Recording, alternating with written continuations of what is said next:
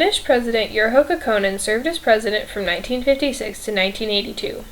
After the end of the Second World War in 1945, Finland was faced with the challenge of whether or not to maintain neutrality between previous Allied and Axis forces.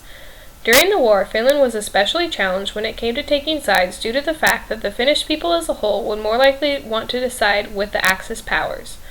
This was because the Finnish population was largely made up of ethnic Hungarians, Germans, and Romanians. However, had Finland distinctly sided with the Axis forces, it could easily have been a target for invasion by the USSR. Because of this, Urho Kekkonen's predecessor, Juho Paasikivi, decided to maintain a careful policy of neutrality by maintaining equal memberships with NATO and the Warsaw Pact.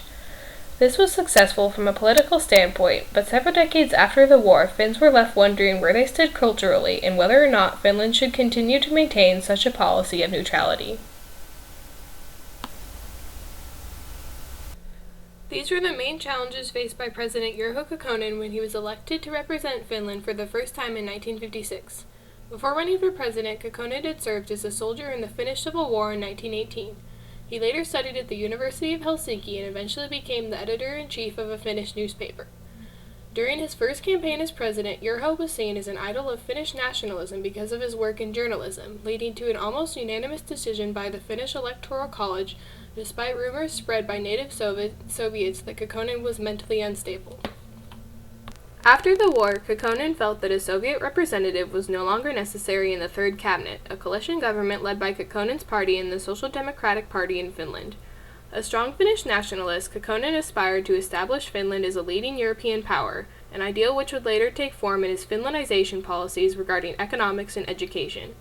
After removing the Soviet representative, however, the Soviet leader Nikita Khrushchev promptly cut economic support to Finland, an event that became known as the Night Frost Crisis of 1958.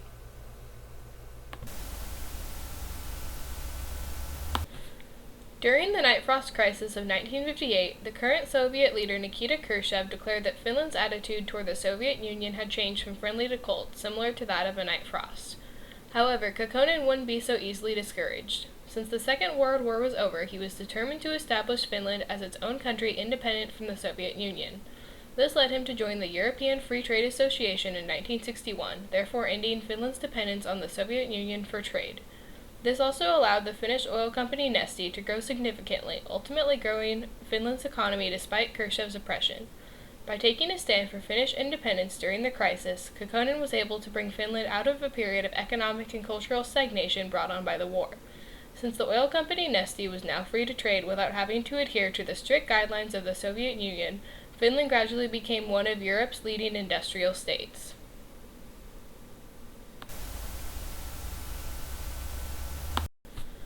In 1967, the Finnish company Nokia combined with two other electric companies in Finland to create the new Nokia Corporation.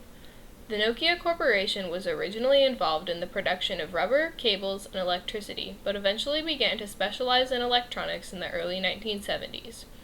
Although the invention of the smartphone in the early 21st century eventually overshadowed the Nokia phone, it was extremely popular in the latter half of the 20th century. During Kekkonen's last term as president, Nokia launched the Nordic mobile telephone service, which revolutionized communication because it was the world's first cellular network to allow international roaming.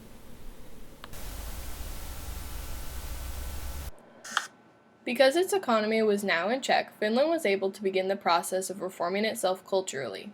Kekkonen was especially interested in reforming the Finnish education system.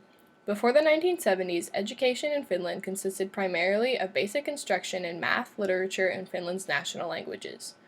Most students didn't attend universities due to the two-track system modeled after Germany, in which students were tested and selected to continue in school after grade 9.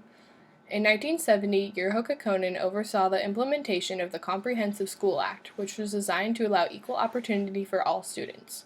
It also modernized the curriculum by making it more focused on science, technology, engineering, and math. It also required students to study English and Swedish in addition to Finnish.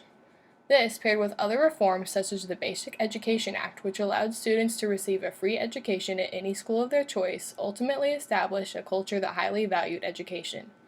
Today, Finnish teachers are paid a similar salary to that of an American doctor, and Finland ranks second only to China in global education. All in all, Urho Kekkonen's stand against Nikita Khrushchev and the Night Frost crisis ultimately resulted in a better Finnish economy focused on technology and a large-scale education reform, leading Finland to become a global leader in education.